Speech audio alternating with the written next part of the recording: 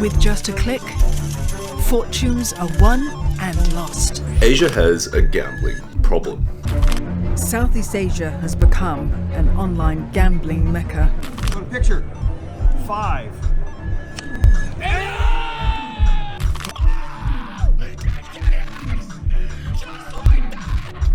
Bang! 5! Boom! It's there! It's there! Yeah! Oh my God! Oh!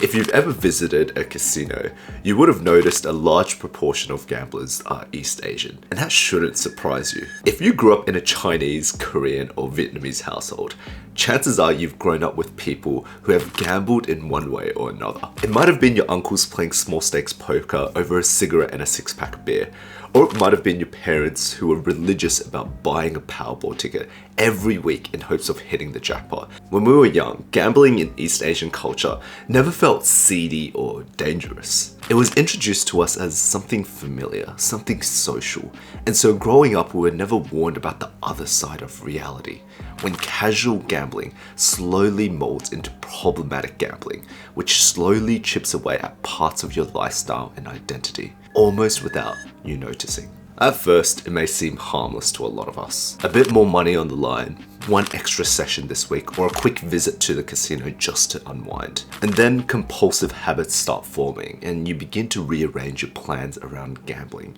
You're less present at dinners, you're more distracted at work, and secretly checking your sports odds whenever you have a chance. The stories that you tell yourself in your head begin to start changing as well. Wins become proof that you're good at this, and losses are shrugged off as bad luck, and that you're just due for next time. By the time you realize something's wrong, it's rarely about the money anymore. It's the sleep you've lost, the lies you've told, the hobbies you've dropped, and the relationships that feel just a little more distant. You don't feel like you're the same person anymore, and that's exactly when problematic gambling starts. When you start to lose who you are. Part of the reason why Asia produces so many problematic gamblers is inherently structural to the society that we grew up in, one where we feel like we've been in a pressure cooker our whole lives. In the quest to secure top scores, many Chinese students take extreme measures. Some turn to IV drips meant to help them concentrate while studying. Others study from dusk until dawn, maximizing their study time by timing their meals and sleep to precise and often unsustainable levels. That's why social media is full of stories of students who pushed things too far and fell victim to anxiety, depression, and burnout brought on by a relentless pursuit of a near-perfect score. Many of us will grow up in households where we've been constantly lectured and told that we need to work hard and make more money, that we must outperform our peers, and that at the end of the day, we owe it to our parents to support them and to build a better life for our children. When we begin to feel so much social pressure in our lives, many normal everyday individuals would turn to gambling as a vice to deal with the immense stress, anxiety, and quiet sense of failure we feel towards ourselves. Look, I am sure as hell this hits home for a lot of us, because growing up we've always been told we've never been good enough. Not for our parents, not for our teachers, and definitely not for ourselves.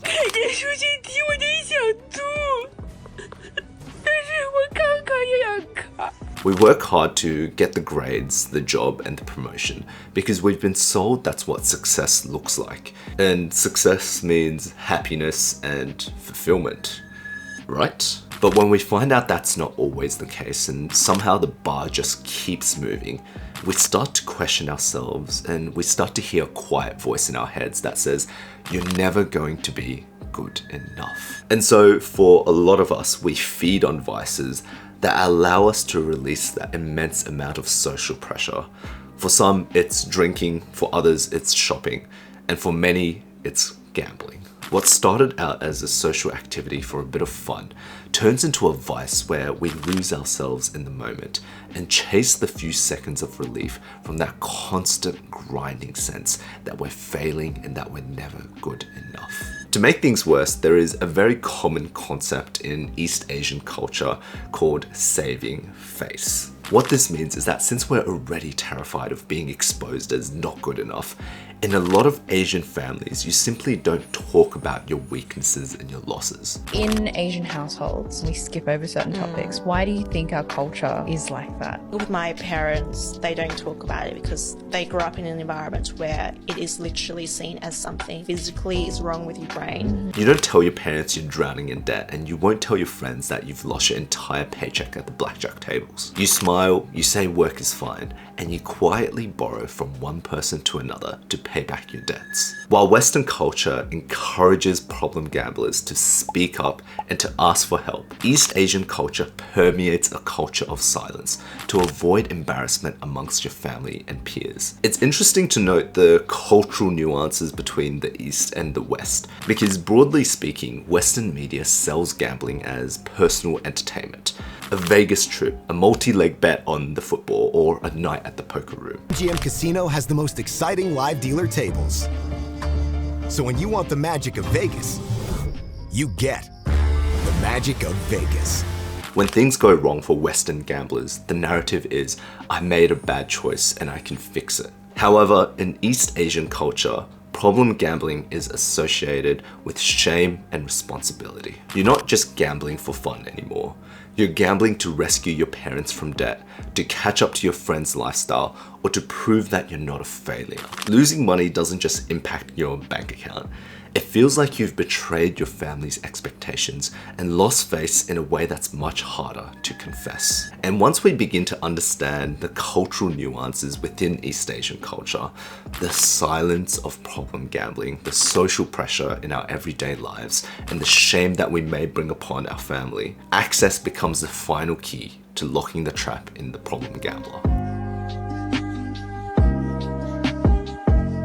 Before we continue, I want to mention that I've noticed a large proportion of my viewers aren't subscribed. So if you're enjoying the content, it would mean the world to me if you could subscribe. But more importantly, leave a comment. I'd love to hear your thoughts. It's absolutely free and it's a great way to support my channel. Now, back to the topic at hand. The gambling industry has notoriously known its key customer base, and it knows exactly who you are and what you're carrying. For decades, East Asians have been the target market for casinos and online betting syndicates. And it's not just casinos and parlors that are vying for your money. There are hundreds of mobile apps that are designed around your festivals, your lucky numbers, gently nudging you to deposit again, spin again, and roll again. When every social, cultural, and economic pressure point in your life has a gambling product attached to it, problem gambling stops becoming a rare pathology and starts looking like the logical outcome of a system carefully built to catch you when you're tired, when you're ashamed, and when you're still hopeful enough to try one more time. In Macau, the gambling capital of the East, problem gambling looks absolutely glamorous from the outside. This is where China's high rollers come to do one of their favorite illegal activities on the mainland.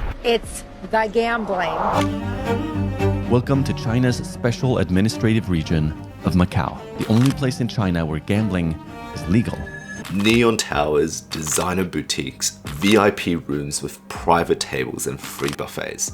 The goal is to attract problem gamblers and keep them there. And so you'll see people in their 40s or 50s, everyday individuals, convinced that one good run at the baccarat table will erase years of financial hardship. The problem gambler will play from dusk till dawn and stagger out into the humid Macau air just to do it again the very next day. Because the alternative, which is going back to his life and admitting shame and defeat, feels worse than problematic gambling. The thing is, problematic gambling isn't just unique to Macau and East Asia.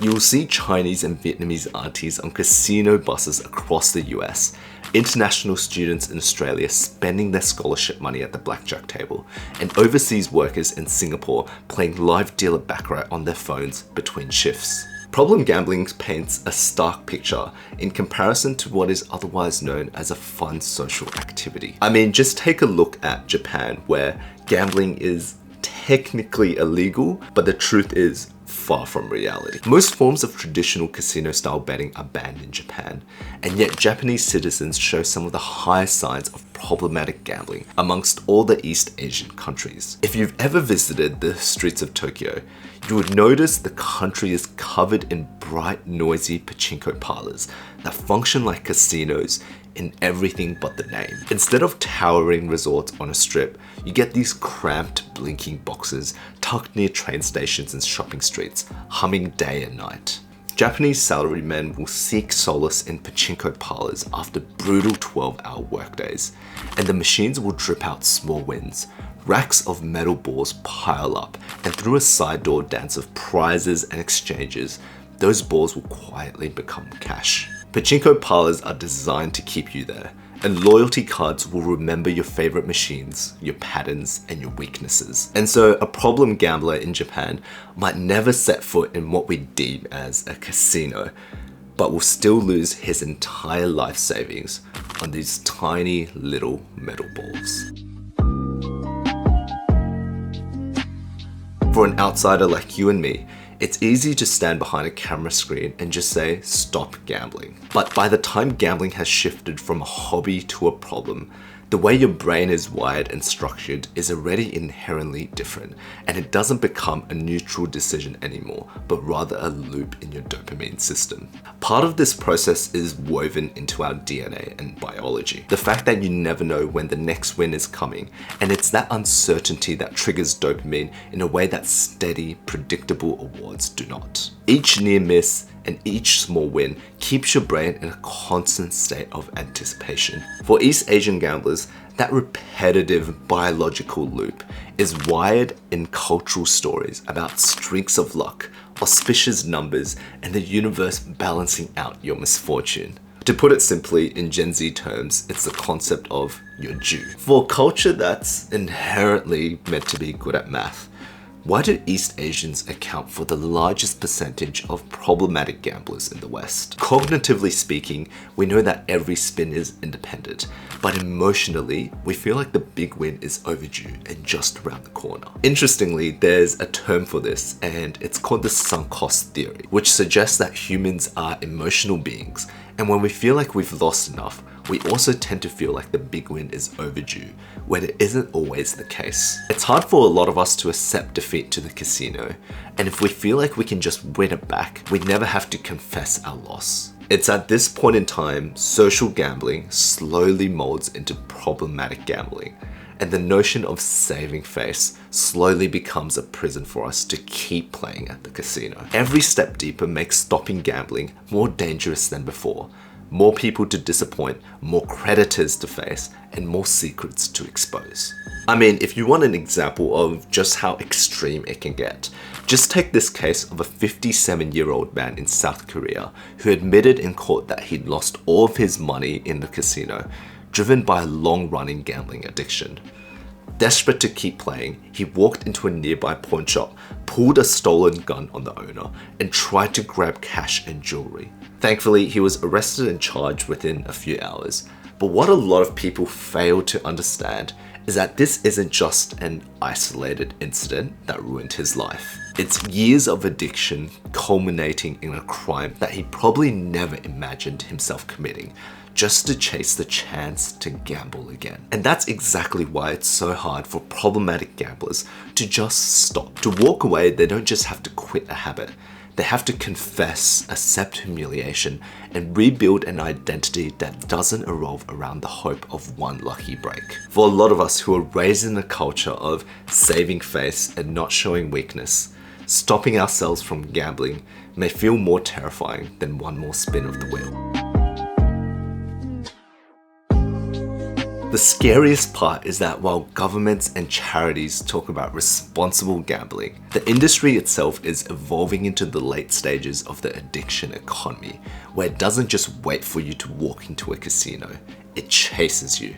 On one side, you have the classic online platforms, sports betting apps, live dealer tables, crypto casinos that don't care who you are as long as your money clears. They know exactly when you play, how long you stay, and what you like to bet on. These algorithms on gambling applications are specifically designed to rewire your brain and to elicit emotional responses similar to the dopamine-fueled highs that you get from drugs and vices. And the thing is, these companies are smart. They've taken our obsession with gambling and feeding the unknown, and they've rewired it and reframed it and reboxed it into smaller, more insidious items that we may not even see as gambling. We're talking gacha games that let you roll for rare characters, blind boxes that sell you toys without telling you which one's inside, and loot boxes in video games that are aimed at teenagers to spend all their money on. Oh! Oh my god! Oh my god! And the thing is, they all run on the same exact logic. Spin the wheel, play for a chance, and try your luck. Now, to be fair, it's not as if governments are completely blind to the gambling epidemic that's taken over East Asia. Some nations are amongst the strictest regulators in the world. Take Singapore, for example, which charges locals a levy just to enter casinos, runs national awareness campaigns, and allows families to ban relatives from gambling venues. In contrast, China has cracked down on cross-border online gambling rings and forced game companies to disclose loot box odds in a bid to ensure transparency and awareness for the consumer. Australia even has nationality-based awareness schemes that aim to target the highest demographics in problematic gamblers.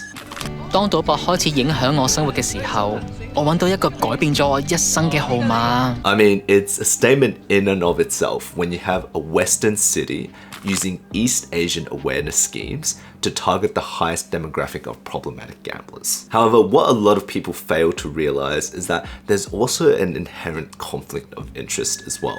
It's no secret that gambling taxes are easy money, and casinos create jobs, attract tourists, and generate headline-grabbing revenue numbers. Mobile game companies and gacha brands are national success stories, and every time a regulator considers a tough new rule, whether it be tighter credit, lower bet limits, or bans on certain products, casinos and gambling companies argue that the potential impact to GDP could be intense. So the reality of what we often get is half measures. Governments will fund helplines, run a few haunting TV ads, and talk about personal responsibility, while leaving the most profitable mechanics largely intact. For example, self-exclusion is great in theory, but when you're suffering from problematic gambling, self-exclusion is the last avenue that you will take in order to address your problem. Some countries have even introduced entry levies to deter casual players, but they barely touch high rollers or people already deep in debt,